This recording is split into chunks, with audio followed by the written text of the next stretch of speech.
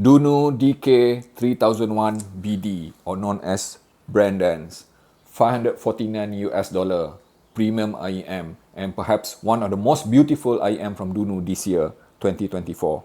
And inside this box, what you're going to find, of course, the IEM itself, which I will talk a bit more later, and this very premium looking cable here, detachable, modular, comes with 4.4mm balance and 3.5mm single-ended. And of course, inside this carrying case here, you're going to find 6 different kind of ear tips, offering 6 different kind of listening and wearing experience, which I will talk about later as well.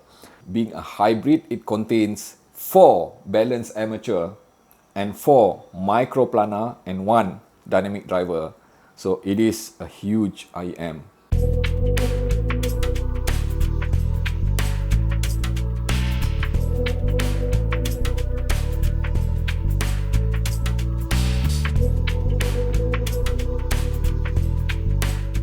Let's just compare it with some of the IEM which I have in my hand right now. Starting with this hybrid here, which is T-Audio Hype 4. And as you can see here, T-Audio Hype 4 is considered quite light at 7.6 gram.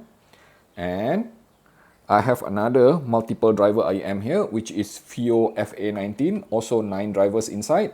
And the weight of this is 11 gram, okay, give and take.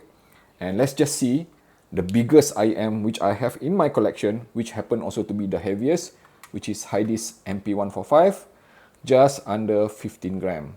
So let's have a look at DK3001BD. As you can see there, it is almost 13 gram, almost like 3 gram heavier than FA19 and just 1 gram lighter than Hydis MP145. So let's just put them side by side and have a look at the dimension itself. FIO FA19 is pretty much similar to this DK3001BD when it comes to overall size, as you can see here, and with the thickness also pretty much similar, but it does appear that this FA19 appears a bit more ergonomic. And of course, this is actually thicker than Hydis MP145, and this is a normal IEM size. So DK3001BD is an IEM which I would consider as on the bigger side.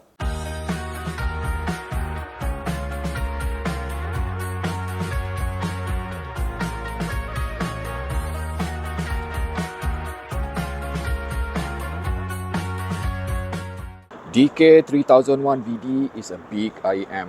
There's no mistaking about it. It is huge in order to accommodate that 9 drivers. And you might be wondering, is it comfortable? How is it? I have been able to wear it for the last 2 hours like this, and I must report that it is quite comfortable. Surprisingly, despite the huge size, I do feel the weight, especially after the mark of 2 hours. But it doesn't bother me that much because it is comfortable. And another thing, when it comes to the seal factor, it is fairly okay, I would say, depending on which tip you use. For example, now I'm using the silicone tips, the white silicone tips. I am still hearing a bit of ambient noise leaking in, but I do remember that when I use the foam tip, it is definitely way better than these silicone tips.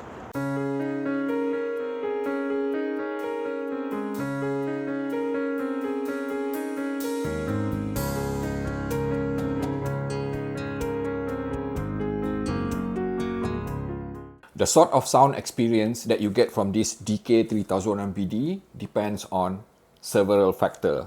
And I think the most important one being the ear tips, depending on which one you choose to wear.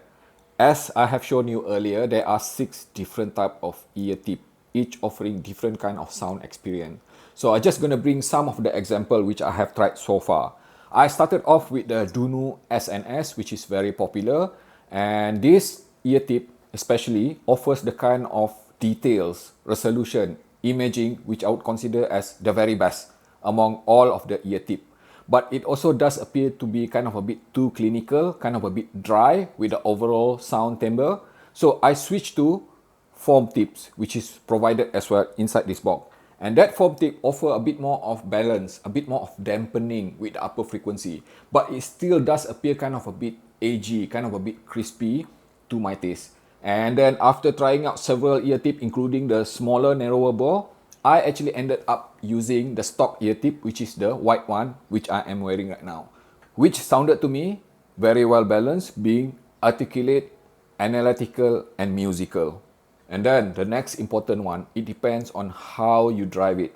For example, the first time when I got it, as usual, I use my Sony Xperia 1 Mark IV here, a phone, directly from the 3.5mm single-ended. Attached directly like this, and the kind of sound output which I'm getting is just simply enough. Enough because apparently this DK3001BD seems to need power to shine. And it also ended up sounding kind of a bit dry, kind of a bit thin with the overall sound itself. When I switch to something which is a lot more powerful like my iBasso DX260 here, okay, then I am hearing a bit of depth, a bit of improvement overall throughout the entire frequency range, with the dynamic itself being very lively. It is actually fuller bodied now. And also the same can be said when I use these two favorite dongle of mine, which is Onyx Alpha and iBasso DC07 Pro. I would even say that at the very minimum, at the very least, try to use something like this Venture Electronic Odo 4.4mm balance, which is better than this Sony Xperia 1 Mark IV. Assuming that you already have taken care of the ear tips, the correct one for your ears, and also driving it properly with this kind of source, then the sound which I am hearing from this DK3001BD is something which I would consider as most analytical, detailed, and resolving. It has the kind of dynamic energy, transient speed, and pace, rhythm, and timing which is top-notch. I am hearing good coherency throughout the entire frequency range. There's no hint of any of the frequency range being out of sync, despite having 3 different types of driver and 9 drivers in total. The treble itself may appear kind of a bit energetic and a bit sharp in the upper mid-range all the way to the treble decays, because this is without a doubt something which I would consider as a bright sounding IEM. So if you are treble sensitive, you may find this DK3001BD kind of a bit on the sharper side. And when it comes to the mid-range, it is truthfully transparent, which is something which I can really enjoy, because transparency means that faithful reproduction of the mid-range. You can expect accuracy, transparency, and neutrality with the mid-range itself. There's no hint of coloration regardless of which ear tip I use.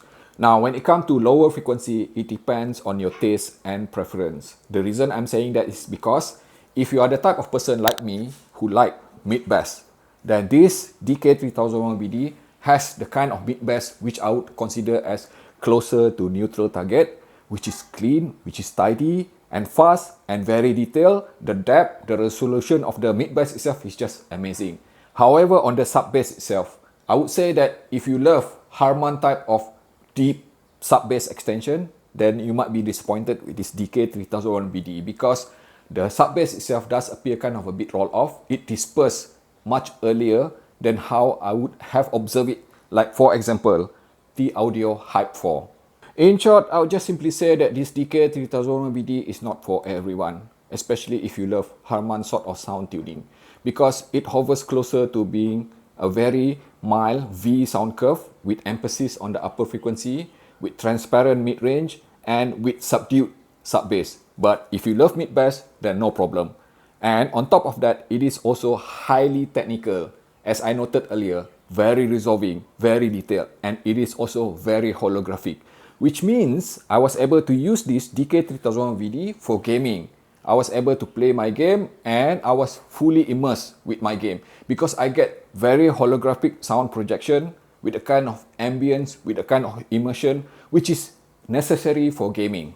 Like I say, if details is important to you, if dynamic coherency is important to you, if mid-range transparency is important to you, and if gaming is important to you, then DK3001BD is a no-brainer for me to recommend. If you like what you're hearing, what you're seeing, please subscribe to my channel if you haven't done so. And also please take a moment to click like here. It will really help me out. It is free, by the way. And also please follow me on Instagram, which I have set up very recently. My Instagram will be a platform for me to provide quick updates on the things that I do beyond this video. And again, thank you so much from the bottom of my heart.